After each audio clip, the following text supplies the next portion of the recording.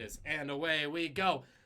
Hi there, and welcome to Trivia Ronin. I'm your host, Matt McNelly, and whether you're joining us live on Zoom or Twitch or after the fact on YouTube, welcome. We're happy to have you. Quick breakdown of the rules. 1, we're honor code here.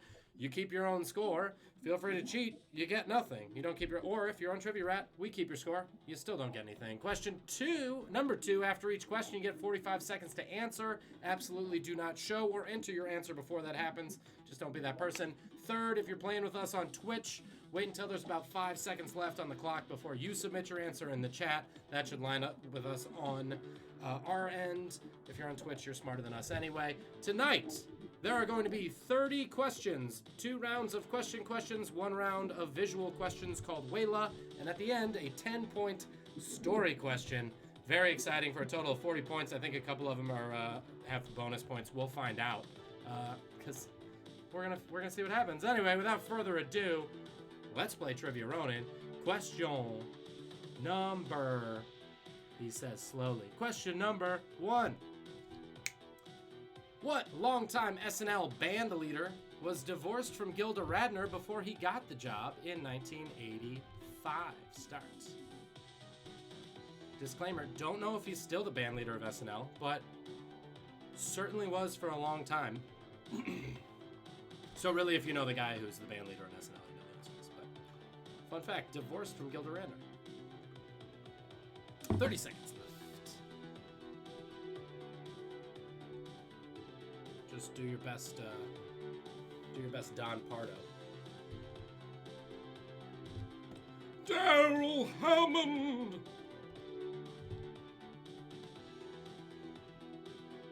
Will Ferrell! There you go, guys. That guy's dead now. Daryl Hammond actually does the thing now in the beginning. There's your next trivia. I'll ask that one next week. 3, 2, 1, show them to me either on the screen of your phone or whatever. Questlove, good guess. Mr. Radner, excellent. Ant said Paul Chalk Factory. I mean, exact. And a shrug emoji is great. G.E. Smith and the Saturday Night Live Band. Josh, you got it? Awesome. G.E. Smith. Some people got it. Good work, Jasper. Anyway, you know, if you knew that, you knew that. That's part of the fun of trivia. Question number 2. More people will know this one. George R.R. Martin's series, A Song of Ice and Fire, consists of 5 books. What's the name of the first one? 45 seconds.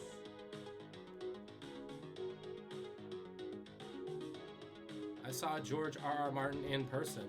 He is difficult to look at, unsurprisingly. But, you know it's him. He has a little sailor hat on. I saw him with someone visiting from out of town who was complaining about she hadn't seen any celebrities in LA. And then we walked into a room and he was sitting right there and I was like, oh, that's George R.R. Martin. Do you want to talk to him? I just said full voice. She was mortified and I'm like, if you think George R.R. Martin gives a fuck about you, you are mistaken, young lady. A Song of Ice and Fire. 5 books to date. What's the name of the first one? 7 seconds left. Full title, please. Why am I'm gonna do this. This is better. 2, 1, show 'em. ... Yes, indeed, it is called the name of the series. And thank you for the full title, Jasper and Josh. It is A Game of Thrones. A Game of Thrones. But if you wrote Game of Thrones, I'm not a monster. Well, I am, but I'm not a monster today. You still get the point. That's question 2. Question 3. Before he was canceled, R. Kelly released a 26-chapter hip-opera entitled what? 45 seconds on the clock. You guys remember this? 26 chapters. A masterpiece. It is a masterpiece. Unfortunately, you know, at some point maybe we'll be able to separate the man from his art. Was it really only 26? It was. Honestly, I felt like it was more, but I did look it up. It was not enough. Not enough chapters. Not enough. I agree. 26 chapters. A hip-opera. Before it was cool. Hip-opera. Hip-hopopotamus. Hip-hop anonymous. Rhinoceros. Here we go. We're just word associating. 5 seconds left. Weird Al did better. What's that? Go Packers. Weird Al did better. Yay, show them. Yep, yeah. Oh my God. More urine. Very true. We all need more urine. It's trapped in the closet. It's trapped in the closet. Y'all knew that. Well done. We know too much about R. Kelly. There was know... like a little person with an inhaler. It's great. Oh, that's fun. Yeah, and then, you know. And then I pulled out my gun. Question 4. The Dartmouth, the Eleanor, and the Beaver were 3 merchant ships docked in the Boston Harbor in December of 1773, famously transporting what? 45 seconds. Who's up on their 1770s merchant ships? Well, I'm on the Downeaster Eleanor. The Dartmouth, the Eleanor, and the Beaver were 3 merchant ships docked in the Boston Harbor in December 1773, famously transporting what? There you go. Questions in dialect. I have an MFA, guys. Josh knows. He was there. The Dartmouth, the Eleanor, and the Beaver were 3 merchant ships docked in the Boston Harbor in December 1773, famously transporting what? 2, 1. Show 'em, you fuckers. What do we got? Yeah. Exactly. Ant is always right so far, and so is pretty much everybody else. T. They were the ones for the Boston Tea Party. Back when you could wear a buffalo hat and, you know, not be a total piece of shit. Do stuff pro-America. Question 5. 2-pointer. Here's that 2-pointer. Name both states that honor the Wright brothers on their license plates. 45 seconds. 2 states claim the Wright brothers. Name them both.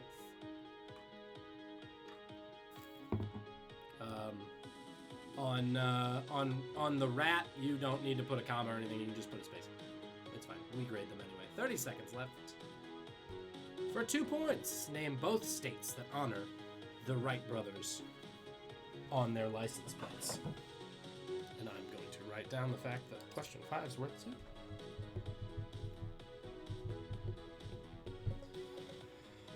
There are 2 states. Can somebody tell me what question 2 is? Because I know I got it right, but I didn't write it down. Uh-oh. Game of Oh, it Thrones. was Game of Thrones. Oh, Game of Thrones. Nailed it.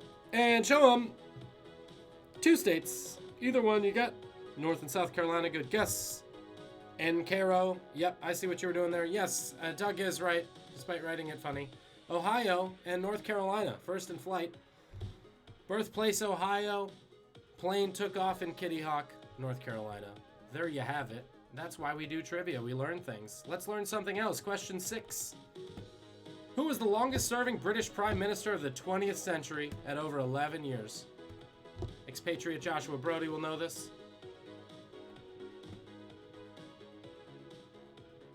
I think maybe know this. Placed on the spot, the longest-serving British Prime Minister of the 20th century at over 11 years. This is one of those fun questions where I think if you can name a British Prime Minister, you might get it. There's your hint.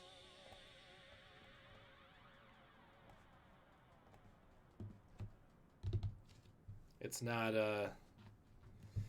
who's the one that with the rebellion? Ah, whatever.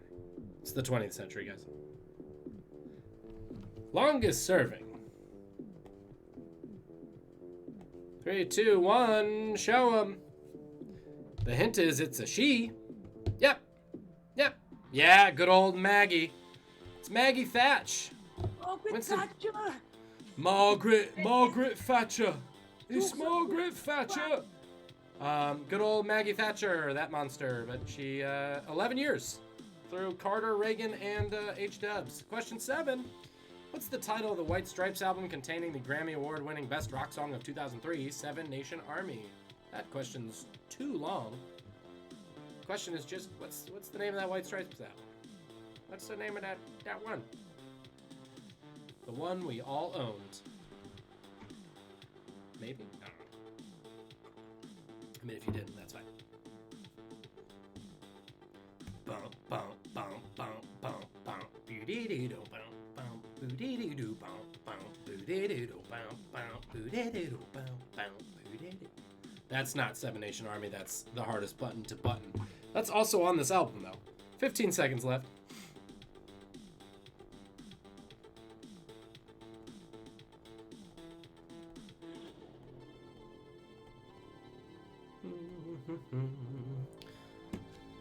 Jack and Meg White are the White Stripes, and their album was called Yes, Emily. There we go. White Strip is an excellent guess. It is not self-titled. It is Elephant. It's called Elephant. I don't know why, because I didn't look into it too much. I just asked the question. Question 8. What port city's name comes from the Cantonese phrase meaning fragrant harbor? 45 seconds. If you know where Cantonese comes from, that will help you. Where do they speak Cantonese? I'm more of a Cantonese person rather than a Cantonese, you know? Just, that's the optimist in me. Fragrant harbor. And I'm not talking about the Gowanus Canal. You know what I'm saying? There it is. There's your New York joke, Josh. Fragrant harbor.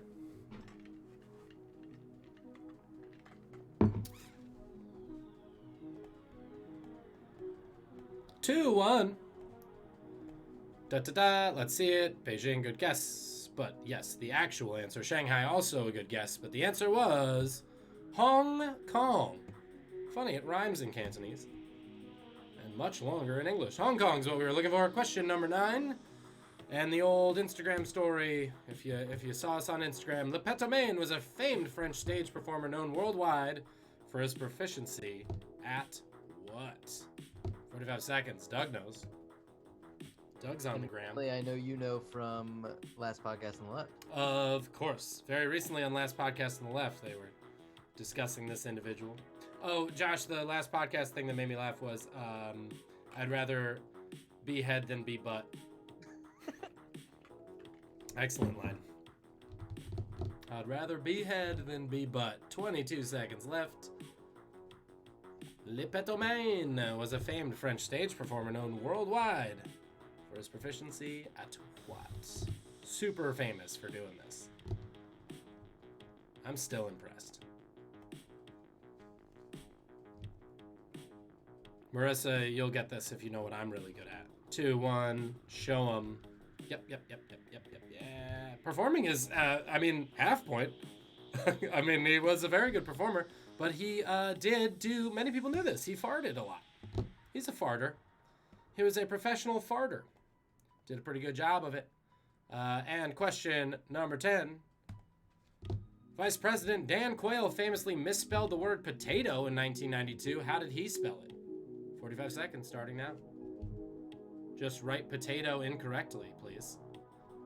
But I will need the correct, incorrect spelling. This is when we really get our heads up our own asses here at Trivia Ronin. But I put famously in there so we know it happened.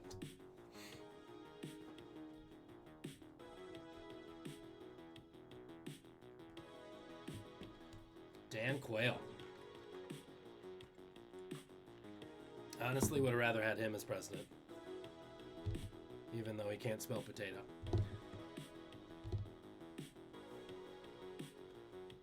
Stay hydrated, George. I like that. 2, 1. Show him. Yep. Yeah, look at all of us misspelling correctly. Potato with an E. Potato-y. So, that is 10 questions. New things here at Trivia Ronin. We are now going to our 3-minute break. You go chill, do what you gotta do. I'm going to grade our scores on Trivia Rat. When we come back, show us your scores, where you're at, all that fun stuff. In the meantime, back in 3 minutes. Solid. So guys, round 2, for those of you doing pencil and paper or pen and paper, would you show me your scores, please? And I'll tell you what we're looking at. At some point I'll do this. Josh Brody, 11 points. Killing it. All of the above. 5.5, 6, 8 down there on my man B. Emily's got 7. Okay, good. So it's really anybody's game. As we go into round dose, let's set up for it. So round 2, guys, everyone's ready? Looks like we're all ready. Question 11. In 1967, the movie Ulysses gained infamy for being the first on-screen use of what? naughty word. 45 seconds. Starting now. It's really a guess. It's a guesser unless you know every word of James Joyce's Ulysses. It was based on the book. Can you say, or can you hit game on? Have I not? No. Ah, I have not. Here we go. We're back from a ratties, from a rat users. First on-screen use of what naughty word? Question 11. In 1967, the movie Ulysses gained infamy for being the first on-screen use of what naughty word?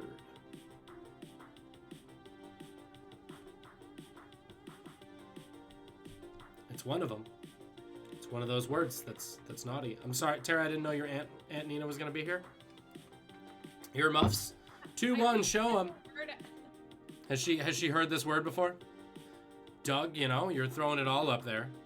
Pussy, shit, fuck, cunt, fuck. It is just plain old fuck. First time fuck was on screen. Yes! I was right, and I did not write it down. She was like, oh, no, you gotta listen to Aunt Nina's killing it tonight, man. You gotta just defer to the boss. Question number 12. In 1927, this basketball team lost their first game 43-34. Ever since, they've won 27,000 plus times for a 987 winning percentage. What basketball team am I talking about? They're pretty good. 45 seconds. They lost their first game ever, 43-30, low-scoring affair. Ever since, they've won over 27,000 times. Their losing record is around 350. It just came to Doug. I saw it happen. He's like, was Jordan's Bulls that good? No. It's not the Bulls, guys. Definitely not the Bulls. They were that good, though. They were that good. Thank you. Yes, this is a good point, George. But at least the last 20 some odd years have not helped the winning percentage of the 90s Bulls. 2-1, show them.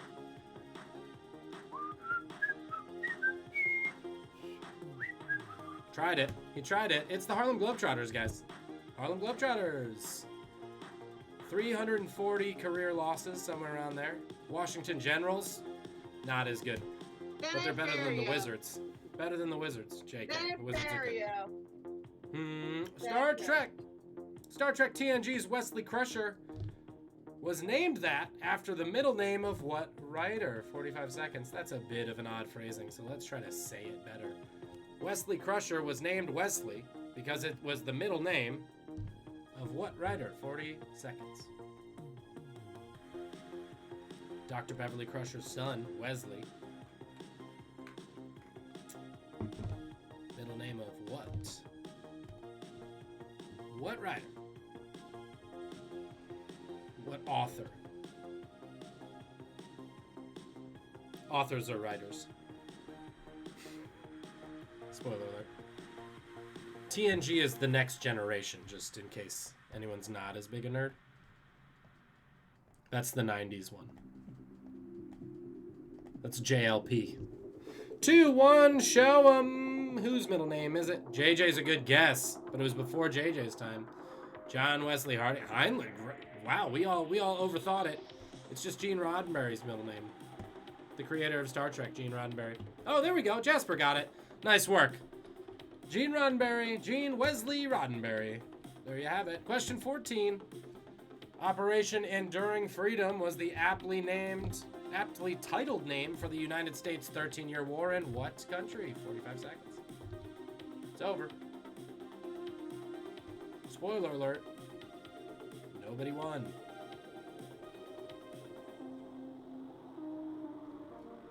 Famously, nobody ever does.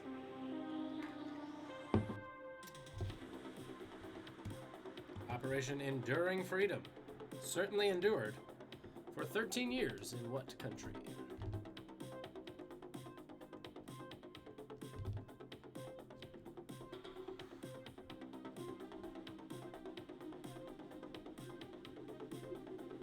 So many fun names. Oh, the chat's got things happening. I never look at the chat. Oh, keeps it. Yes. Oh, good. Drunk Inauguration Day trivia. Yes, we should say we are doing definitely Drunk Inauguration Day trivia. 2-1, show 'em.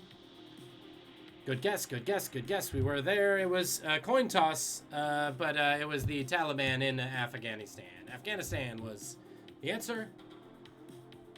I don't know what the one in Iraq was called, but I suppose I could Google that at some point. You can't win a land war in Afghanistan. Everybody knows that. Question 15. What 1963 song caused a 31-month FBI investigation into potential obscenities in its still indecipherable lyrics? 45 seconds.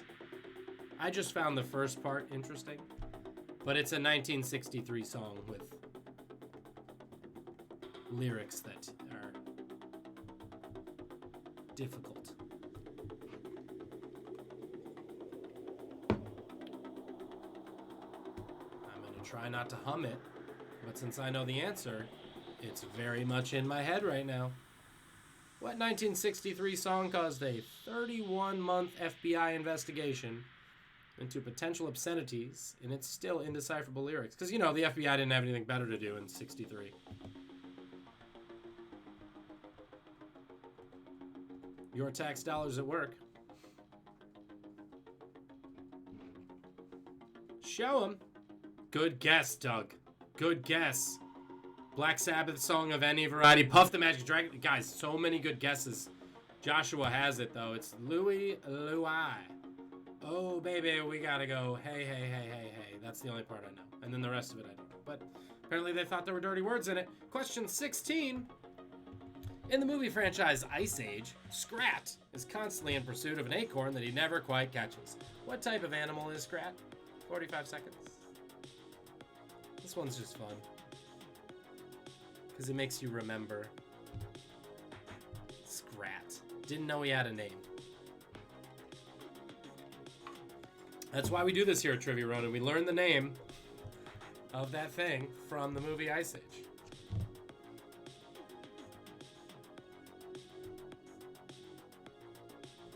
Movie franchise. What are these things? Movies, guys. You used to go to an air-conditioned room and sit with other people, and you'd all watch it in sort of a communal moment. It's like the theater, but it was on a screen. Oh, I'll explain the theater in the next one. 3, 2, 1. Show 'em. Yeah, muskrat is an excellent guess, but because it is Scrat, but it was misleading because he's actually a saber-toothed squirrel. But I will accept squirrel. Don't worry, I'm not a monster. He was a squirrel. Question 17. Where my STEM folks at? What is the organ in charge of blood sugar regulation in the human body? 45 seconds. And by that I mean it's the organ that produces insulin. If we want to get more specific. But considered to be in charge of blood sugar regulation. Any diabetics on this? No? Good. Give me Good, 6 'cause months of quarantine. I was gonna say, I was about to say good because I fucking hate diabetics. Jesus Christ. Oh, I can't eat cake. Boo-hoo. And just got thrown off Twitch. Just kidding. Can't get banned on Twitch unless you incite an uprising. 3, 2, 1. Show 'em. Kidney's a good guess. Liver's a good guess. Thyroid's a good guess. The correct guess is pancreas. The pancreas. That's what that thing does. Blood sugar. It's that one. Question 18. What famed wax worker made the death mask of Marie Antoinette? 45 seconds. This one, easy to overthink, but also difficult. But I think some folks will get it. I don't need a first name. What famed wax worker?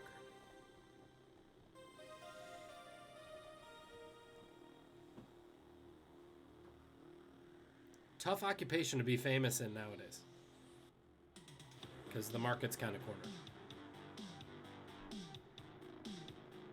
There's your 10-second spoiler. 5, 4, 3, 2, 1. I liked her a bunch until she went all pop. Chris, I am absolutely giving you a point for Ripley because it's across the street from Madame Tussauds. Madame Tussauds is what we were looking for. I'm giving you Ripley though because come on, fuck. Yeah, Madame Tussauds, she was legit, and then just did a bunch of celebrities. Question 19. The Jules Rimet Trophy is given out every 4 years, most recently in Russia, to the champions of what international competition? No time for losers, because we are the champions. The Jules Rimet Trophy. That's just high school French. 30 seconds left.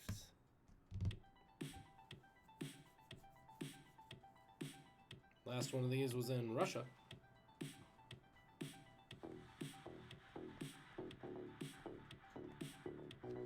What international competition? Can't wait for the 2020 Olympics. Brought to you by 2021.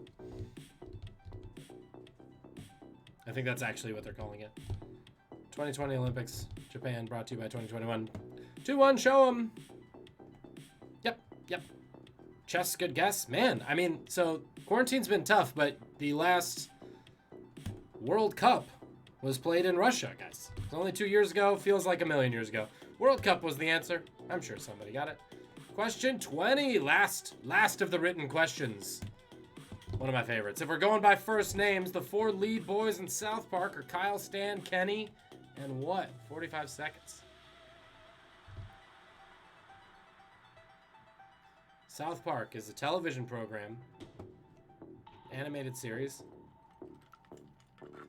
still running.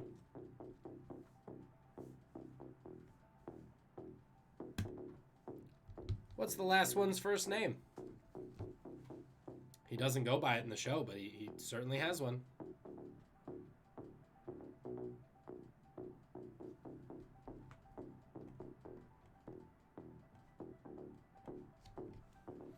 I need to get back into this. I hear they're killing it right now. Maybe that's my next show. 2-1. What's his name? Yes, of course. Screw you guys. His last name is Cartman. His first name, screw you guys, it's Eric. I'm going home. And while I go home, we are done with round 2, everybody. A possible 21 points, I believe. For those of you on the rat, I'm going to grade it. Otherwise, you got 3 minutes to tally up your scores. Go get yourself another cocktail. Whatever you got to do. It's Doug, everybody. Hello. How you doing?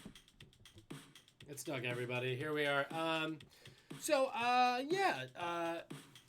Josh is our newbie. This is a pretty self-explanatory round, but we're going to use fancy... Oh, my light just ran out of batteries. This is what happens if I do 2 in a row. It's too much work for this light. You're going to see fancy photos behind me. I'm just going to look like I'm vaguely sickly. It's fine. And then I'm going to ask a question involving them. Usually the question is just, what are you looking at? But it's pretty simple. Hello, Carla. Everybody say hi to Carla. She'll be terrified, but it's fine. Carla, very good dog. 10 questions coming up. It's self-explanatory. We're gonna do the same thing. Doug, are you seeing that the rat is working? The rat should be going. Go. Did you hit game on? I did hit game on. I'm not back from that. Okay. Do you want to do a little for anybody else on the rat? Is it working? Working. Okay, great. We're just gonna go for it. So 10 questions. Here we go. Question number 1. What atom is pictured here? Everybody asking for STEM questions. What are you looking at? 45 seconds starting now. What atom is this? Just 2 electrons. Protons are red. Violets are blue. Neutrons are blue, to be fair.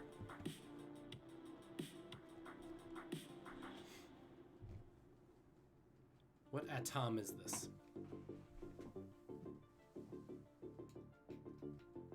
17 seconds. Don't mind me, just plugging in my light.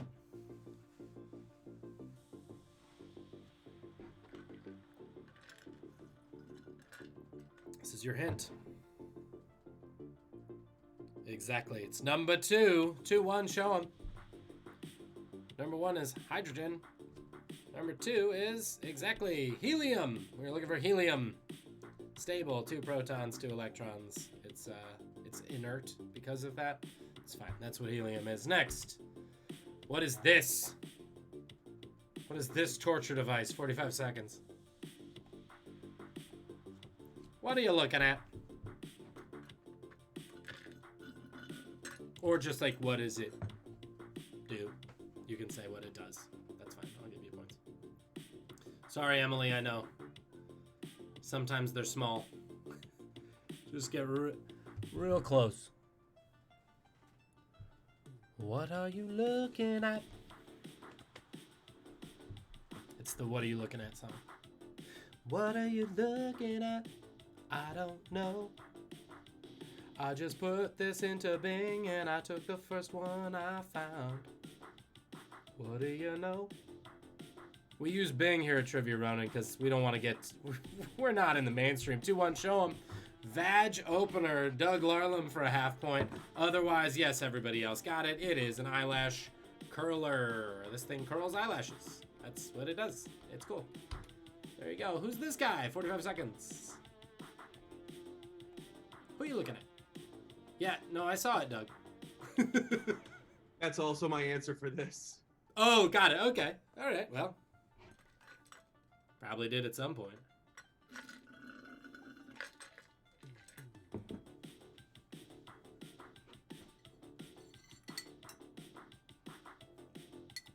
That was his birth last name. That's why he changed it. There's your hint.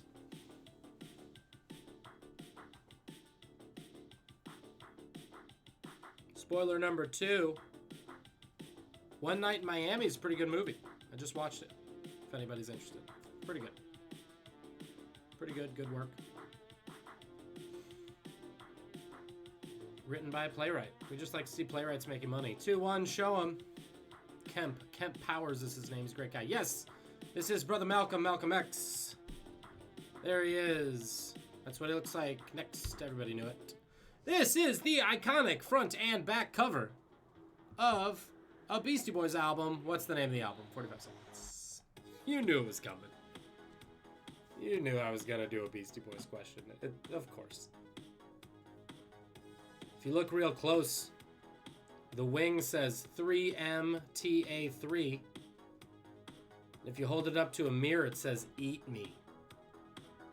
Oh, Beastie Boys. You are the living end, gentlemen. Matt, did you see the article about Mike D's mom? I did. Mike D's mom, who's loaded. Yeah, that was wild, right?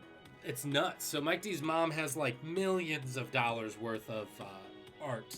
Like 4 original Rothkos and just like, wow. That like Mike D grew up with in his house. Just like, that's cool. So if he wasn't an internationally famous superstar, Wu-Tang Clan, thank you, dog. Kamikaze, good guess. Never forget. Also a great. I like all of them. Jasper got it though. This is the cover from their intro album, and Julian, Licensed to Ill. Licensed to Ill. This is a pretty iconic version of a specific type of soup. I like to ask soup questions. What kind of soup is this? It's a seafood soup. 45 seconds. Sort of a famous Creole soup. There's mussels. There's a few crawfish. Potatoes. I'm just helping out the folks, you know. I understand. Screens are small. Oh, I was going to do the thing where we upload the pictures into... I didn't do it, Doug. I blew it. I was going to put the photos into Trivia Rat next time. 13 seconds. What kind of soup? 3, 2, 1. Spelling doesn't count. Don't worry. Lobster bisque, good guess. Gumbo's a good guess. Paella, not a soup, but a good guess. Jambalaya is a good guess. Bisque is a good guess. Shit, we had a lot of soup guesses, but the answer was bouillabaisse. This is what a bouillabaisse looks like. It's fine, nobody got it. It's like it never even happened. Next. What are these people farming? 45 seconds. What's this crop that these individuals are harvesting?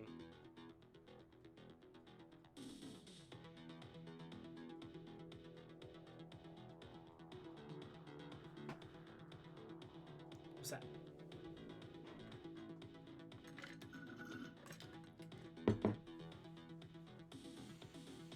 Solid sip.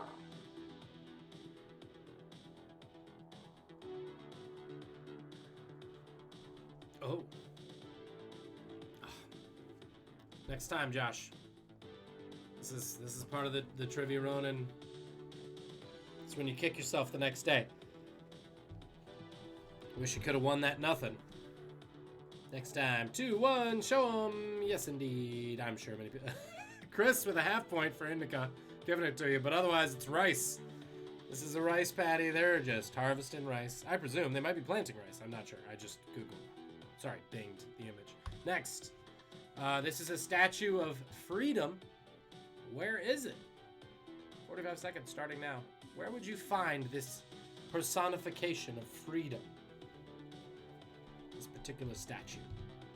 Conveniently cropped, so you don't know where it is. And that's what makes it a trivia question.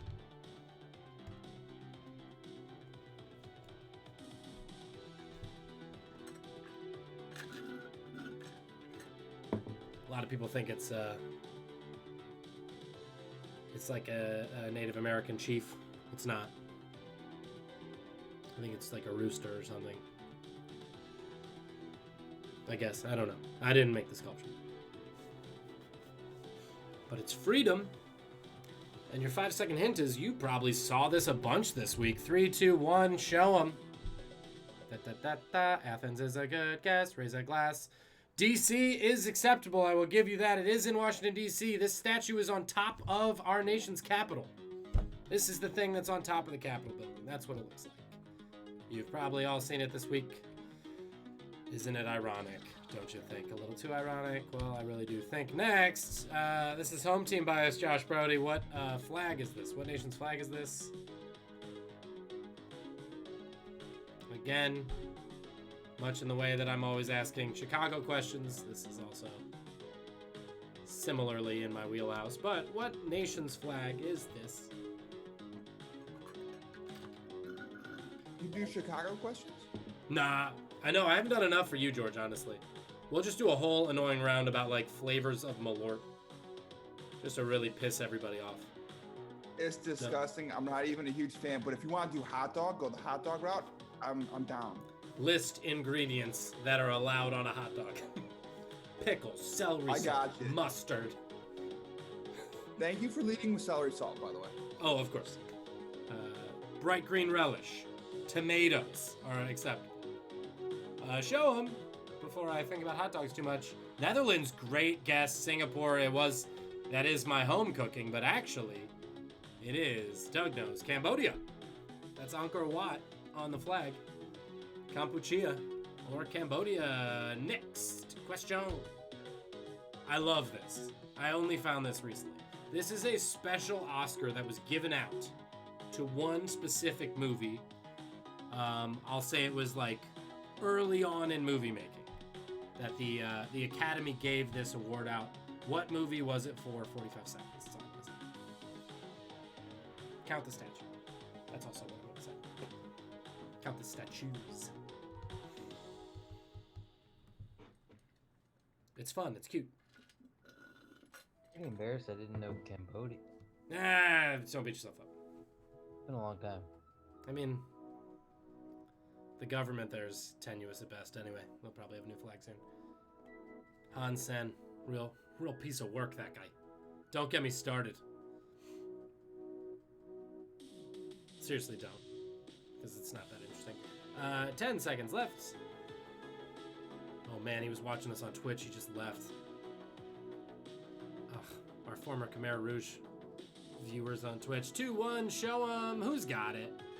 The 8 Oscars is a good guess, but yes, Josh got it. A few others got it. Yeah, Emily got it. This is that one for Snow White and the 7 Dwarfs. Isn't that cute? Because there's 7 little ones and 1 big one. Snow White was what we were looking for. I believe this last one. What company was this the logo for? 45 seconds. former logo.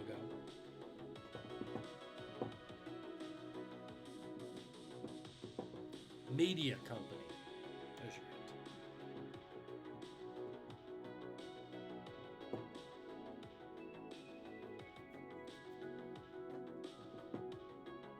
I feel like this was floating around early 2000s.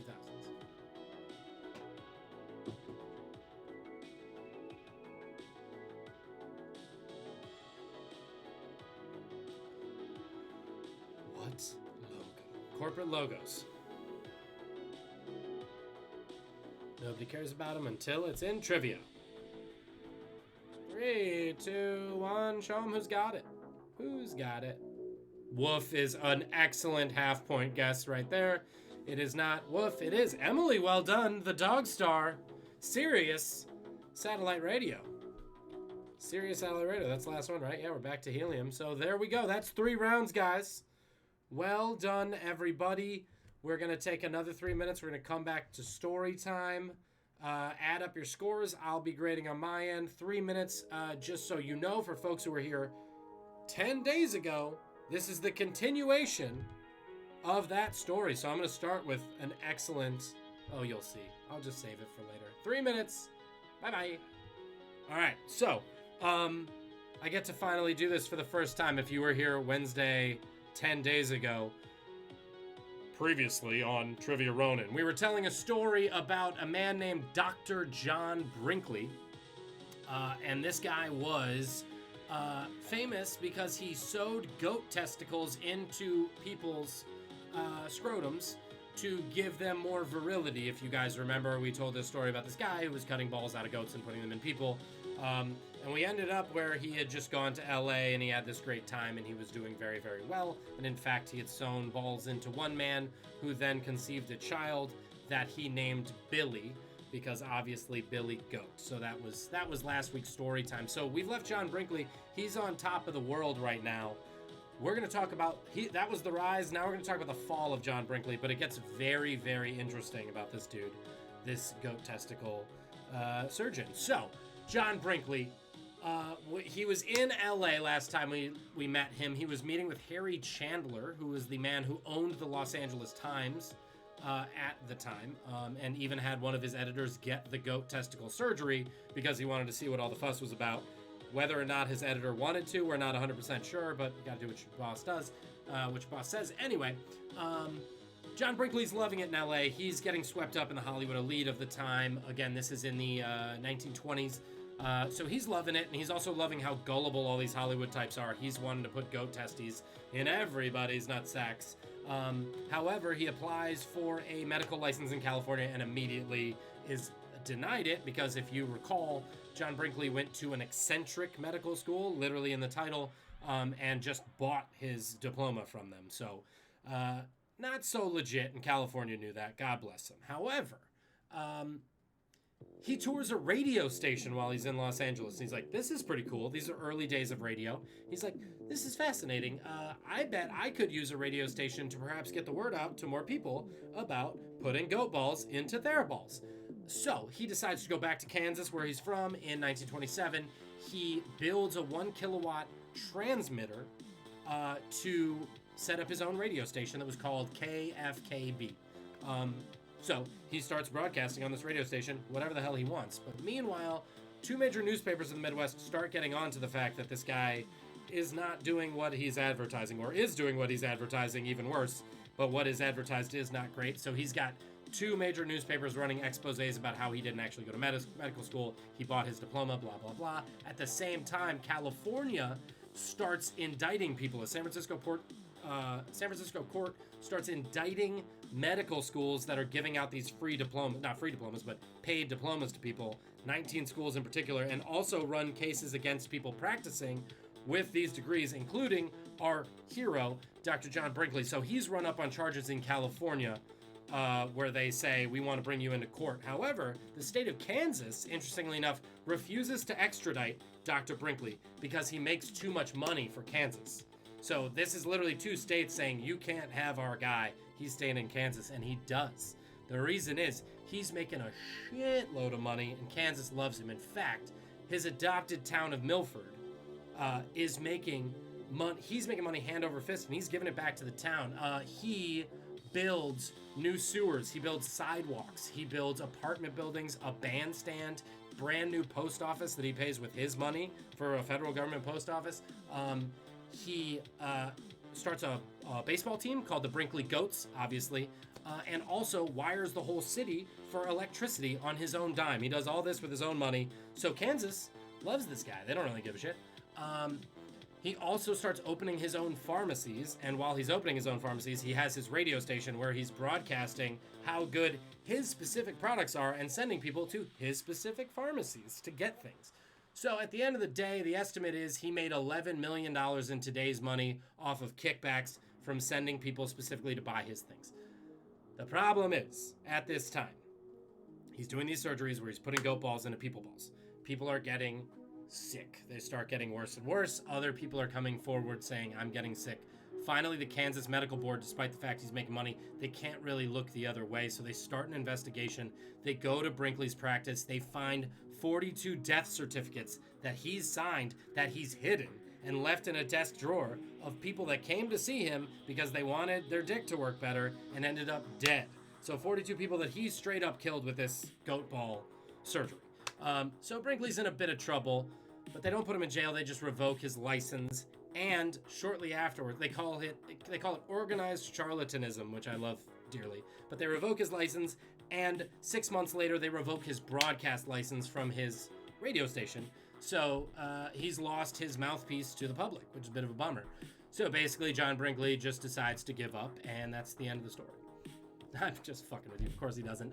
What happens is he decides if he can't convince the Kansas Medical Board to reinstate him, you know what he's going to do? Get his own fucking Kansas Medical Board. How do you do that? Become the governor of Kansas. That's what Brinkley does. He announces, 3 days after he loses his license, he announces his write-in candidacy for governor of Kansas. The ballot is already printed, but he says, I'm running as a write-in candidate. He goes, he does this. His radio station is in appeals. His license is still in appeals, so he can broadcast out of his radio station. He does so well. He ends up flying around the states in a private plane that he hires called the Romancer, which I just love the term for that. Also, when newspapers claim that he doesn't have the credentials to be governor, he sends goats to the writers, which I just love. Like, this guy just fucking knew how to do it. But at the end of the day, he's running on a populist campaign with lower taxes. He wants more access to education. He wants a state pond built in every county, which I find amazing. He wants to, like, build everybody a lake. And at the end of the day, he's not on the ballot, and they make rules where they say if you want to write in Brinkley, you have to write in his name as J.R. Brinkley. So if you write anything else, they're not going to count it. Despite that, he gets 30% of the vote. They do an audit of the vote afterwards and find out that actually Brinkley would have won the election if they counted John Brinkley ballots or John W. Brinkley ballots. But since they only counted J.W., he gets 30% of the vote. He loses. And so at this point, he gives up.